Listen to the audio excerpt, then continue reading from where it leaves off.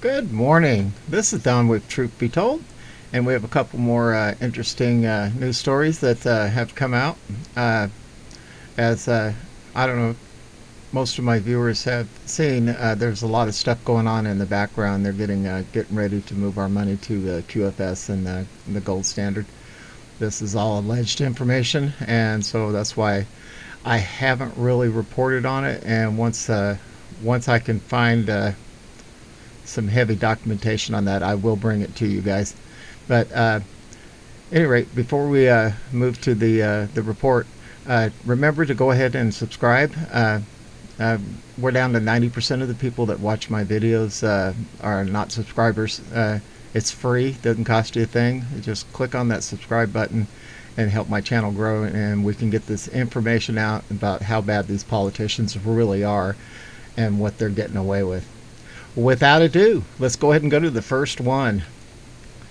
Says, Hunter Biden memos call into question congressional testimony of Democrat lobbying firm. Emails state Hunter Biden strategized with Blue Star Strategies executives who claim they had no contact.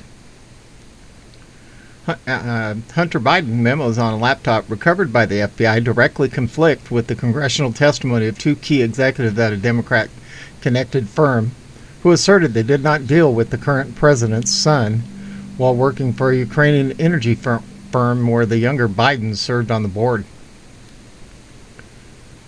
The question about the testimony from Blue Star Strategies officials comes as the Justice Department is reportedly investigating whether the firm violated the Foreign Agent Registration Act with its work contacting federal officials on behalf of the Ukrainian national gas company Burisma Holdings. Blue Star, a lobbying and strategy firm with deep Democrat connections dating to the Bill Clinton era, was hired in late 2015 by Burisma in an effort to improve its image and fight corruption allegations the Ukrainian firm had been facing since early 2014, when Hunter Biden joined its board, according to documents previously published by Just the News. Blue Star's work later became the focus of a Senate investigation that concluded last year that Hunter Biden's role at Burisma, while his father oversaw Ukrainian policy as VP, created a conflict of interest that undercut the U.S. efforts to fight corruption in the former Soviet Republic.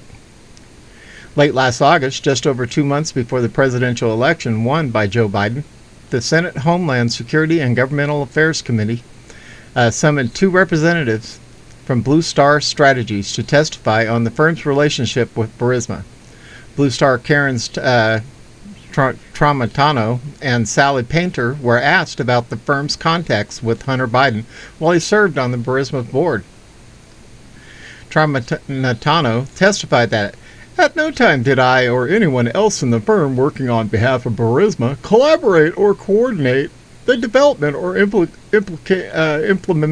implementation of our work with Hunter Biden." Excuse me, I don't know why I'm having trouble spitting his words out.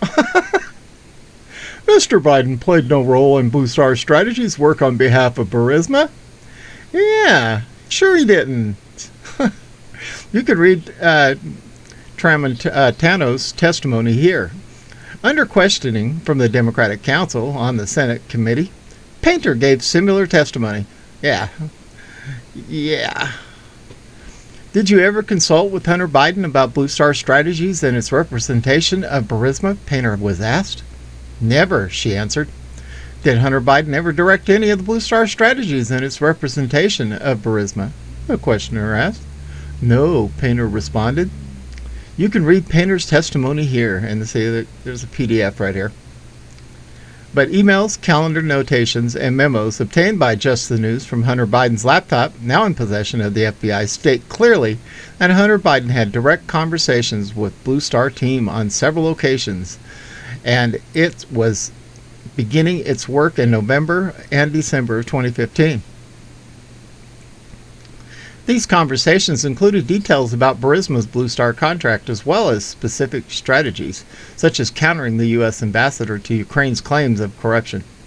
Hunter and I spoke to Sally Painter yesterday, Eric Schwerin, a close colleague of Hunter Biden, wrote a November 12, 2015 email that briefed a top Burisma executive about the meetings.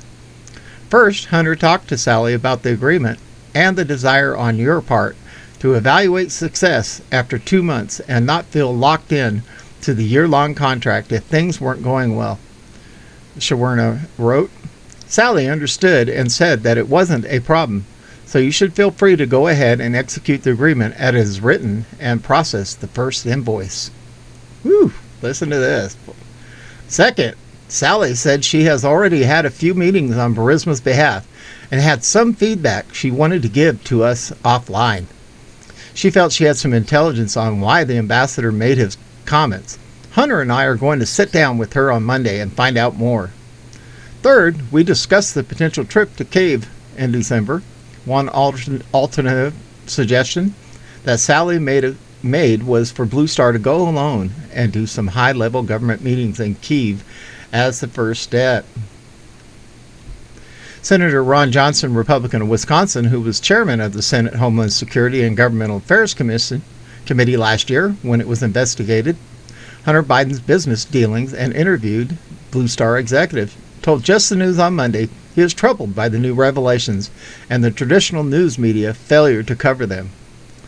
I had serious doubts that Blue Star Strategies was fully complying with the subpoena my committee issued the firm in 2020 with new documents coming to light. It appears my suspicions were well-founded, Johnson said. Unfortunately, Democrats and the press had no interest in exploring the troubling findings Senate Grassley and my report revealed regarding Biden's Inc. vast web of foreign financial entanglements. He added, you know, when you have the Democrats investigating the Democrats, kind of like having the fox guarding the hen house, huh?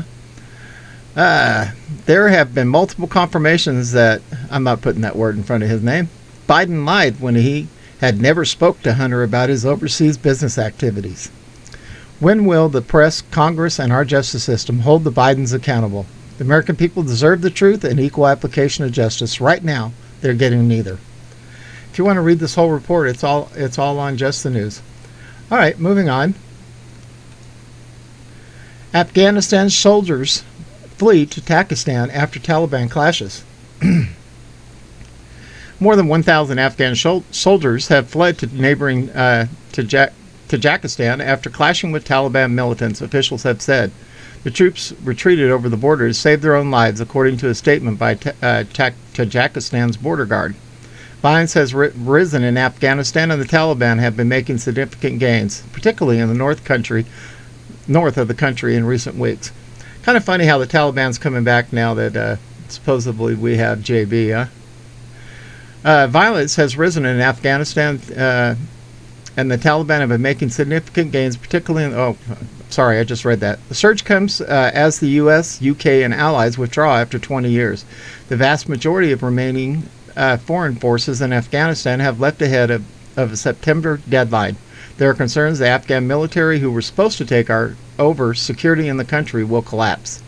Under a deal with the Taliban, the U.S. and its NATO allies agreed to withdraw all troops in return for a commitment by the militants not to allow any extremist group to operate in the areas they control. But the Taliban did not agree to stop fighting Afghan forces and now reportedly control about a third of the country. Just great. Just great. When DJT makes his move, he's going to have a lot to clean up. Barack Obama! Ugh. Cheers, Michigan GOP lawmaker McBroom, after he calls for his voter fraud whistleblowers to be harassed and punished. Boy, you know, just saying that guy's name makes me want to just lose my lunch. In November, the Gateway Pundit and our team in Detroit interviewed dozens of GOP election observers who were threatened, abused, attacked, and harassed at the TCF Center in Detroit, Michigan, following the... It took the Gateway Pundit 2 months and over $10,000 to gain access to the video footage of the late-night ballot drop at the TCF Center in Detroit, Michigan. Oh, my word. As much as I would love to sit here and read this story, this could be a strike on my channel, so I'm going to have to move on to the next one, guys. All right. Mysterious explosion and fire damage, Iranian nuclear enrichment facility.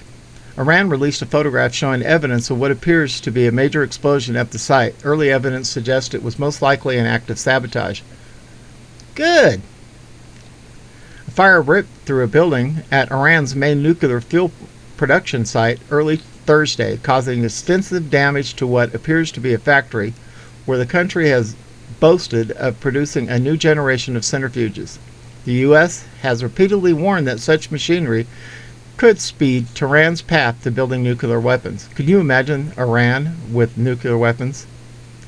The Atomic Energy Agency of Iran acknowledged an incident at the desert site but did not term it sabotage. It released a photograph showing what seems to be destruction from a major explosion. Just a second here, I'll get back to that. There's the what's left of the building. That ripped doors from their hinges and caused the roof to collapse. Parts of the building, which was recently inaugurated, were blackened by fire. But it was not clear how much damage was done underground, where a video released by the Iranian government last year suggested most of the assembly work is conducted on next-generation centrifuges, the machines that purify uranium. A Middle Eastern intelligence official who spoke on the condition of anonymity to discuss closely held information said the blast was caused by an explosive device planted inside the facility. The explosion, he said, destroyed much of the above-ground parts of the facility where new centrifuges, delicate devices that spin at supersonic speeds, are balanced before they are put into operation. Oh my word. And finally, these girls, they're so brainwashed by these leftists that are in our colleges and in a lot of the schools teaching critical race theory. This could be the only reason why anyone would turn away from a veteran.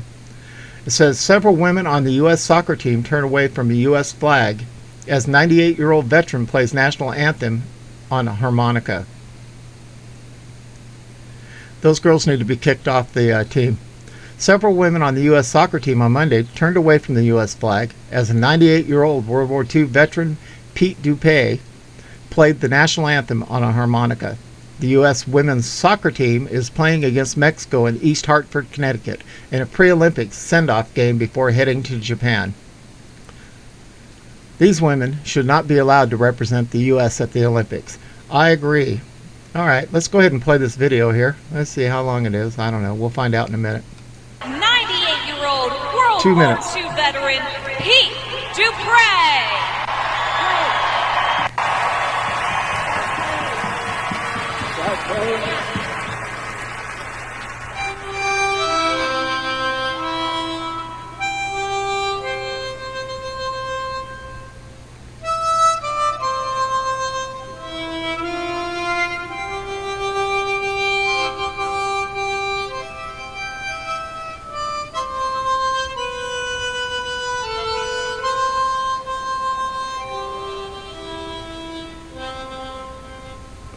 You make me sick.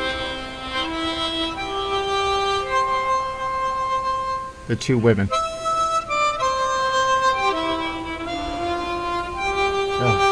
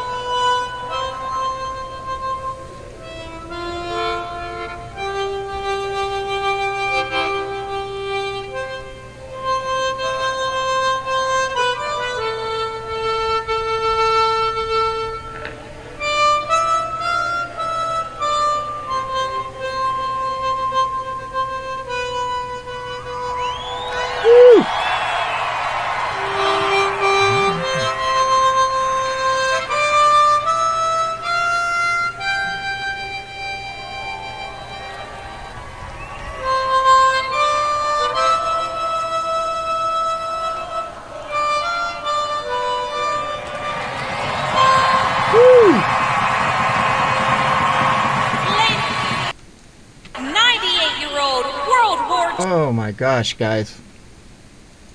How could anyone turn from that? They just are not Americans, and they're representing American teams. These girls need to be kicked off, fired, and just thrown out. We can't put up with this kind of garbage in our country any longer. Anyway, this is Don with Truth Be Told. Don't forget to subscribe. Don't forget to hit a like. I appreciate that also. And we are out of here.